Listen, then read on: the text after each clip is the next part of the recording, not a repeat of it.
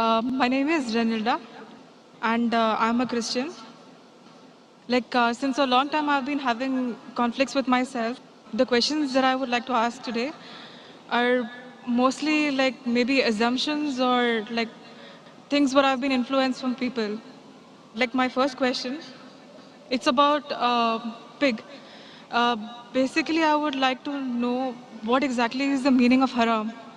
Like, is for a religion like Islam, it won't accuse anyone of being wrong, yeah? Uh, it, it wouldn't say something to be so wrong. Why is pig haram? Because I had attended a Christian convention, and over there it was told, there was this priest who was saying that why is pork haram in Islam? He gave an example saying that the same rubbish, it was used as manure for the plants. The plants, supposing it was a mango tree, the mango grew, the roots had absorbed the same nutrients. The same rubbish, it grew into mango, and we consume it. So how is it different from consuming it in pork and the mango? Sister asked a question that what is the meaning of haram and why is pork haram in Islam? And she gave the example of the priest, a Christian priest who said that manure, which is dirt and filth, is used by the tree grows, and then mango comes and we eat mango. Trying to say that even if you eat the filth of the pork, it may be good for someone else, may not be good for others. That's what it means to say. So in Islam it's haram, but Christianity it's allowed. Sister, first I will tell you the meaning of haram means prohibited, means forbidden. Haram in Islam means prohibited, it means forbidden. I will answer your question of the priest first, and then I'll come to the real reason why pork is haram. The priest gave the example that manure is supposed to be dirt and filth, is healthy for the tree, and when the tree grows, it gives mango and we eat the mango. Trying to say that maybe it's haram for Muslims, but good for Christians.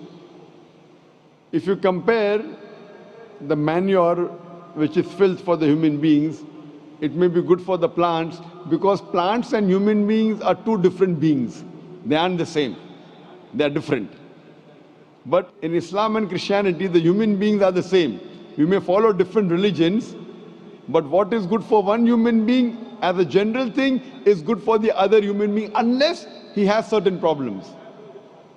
For example, if he has diabetes, then sugar may not be good for him, but normally sugar is good. It gives you energy. Unless he has some problem, then it may not be good for him. But as far as general human beings are concerned, the rule for all the human beings, what is good and bad, is the same. So you can't give the example of manure is good for some and not good for other. What we have to see, we have to go to the guide. What does the guide tell us? And we'll try and analyze what does the guide tell us. The guide in Christianity, it is the Bible. The guide in Islam is the Quran. When we read the Quran, there are no less than 4 different places where the Quran says pork is prohibited. Allah says in the Quran in Surah Baqarah chapter 2 verse 173, in Surah Ma'idah chapter number 5 verse number 3, in Surah Anam chapter number 6 verse number 145, and Surah Nahl chapter number 16 verse number 115, Hurrimat alaikumul maitutu waddamu walamun khinzir, wama uhilla li ghayril bi. Forbidden for you for food are dead meat, blood, the flesh of swine, and any food on which any name besides Allah's name is taken. So your Quran says in no less than 4 different places that eating the flesh of pig, pork, is prohibited. Similarly, if you read the Bible in no less than 3 different places says pork is prohibited. Bible says in the book of Leviticus, chapter number 11,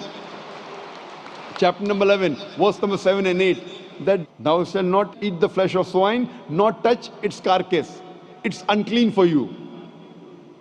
A similar message is given in the book of Deuteronomy, chapter number 14, verse number 8. Though the swine has cloven foot and it chews not the cud, it is unclean for you.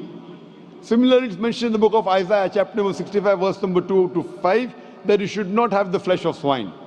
So Bible says in no less than 3 different places that you should not have the flesh of swine. And Jesus Christ, peace be upon him, said in the Gospel of Matthew, chapter number 5, verse number 17 to 20, that think not that I have come to destroy the law of the prophets. I have come not to destroy but to fulfill. For anyone who breaks one of the least commandments shall be called least in the kingdom of heaven. That means if you break one law, one jot or tittle from the Old Testament, you shall not enter Jannah. So as a Christian, if you believe in the Bible, then eating pork is prohibited for you, is forbidden for you, is haram for you. If you are a Muslim, if you believe in the Quran, it is prohibited. If you do not believe in the Bible or do not believe in the Quran, let's analyze what does today's reason and logic and science say about pork. Today's science tells us that if you have the flesh of swine, there are chances that you may have no less than 70 different diseases. You can have pinworm, you can have roundworm. The most dangerous amongst all these diseases, it is tapeworm. It's called as Taenia solium. And it harbors in the intestine and is very long. Even if you cook the food very well, the eggs, the ova of Taenia solium does not die. And from the intestine, via the bloodstream, it can go to almost all the organs of your body. It can enter the eye and cause blindness. It can enter the heart and cause heart attack. It can enter the brain and cause brain damage. And by the time you realize you're suffering from the disease, it's an irreversible damage done. Furthermore, today science tells us that when you eat pork, it is more of fat-building material rather than muscle-building material. That's the reason most of the people who are regular pig eaters, they have got tires, they have got flaps. Today science tells us that by eating pork, there are high chances of having atherosclerosis. Today science tells us that if you eat pig regularly, you may have hypertension.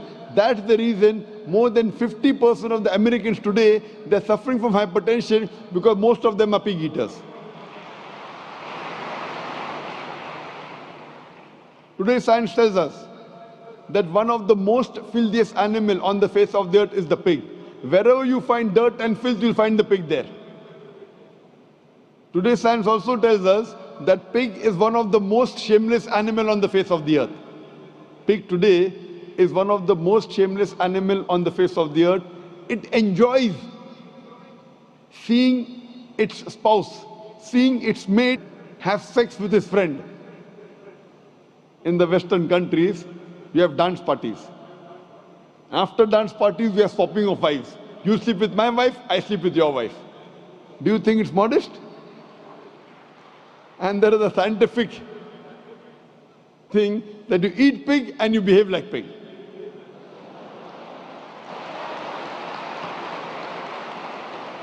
Hope this answers your question, sister.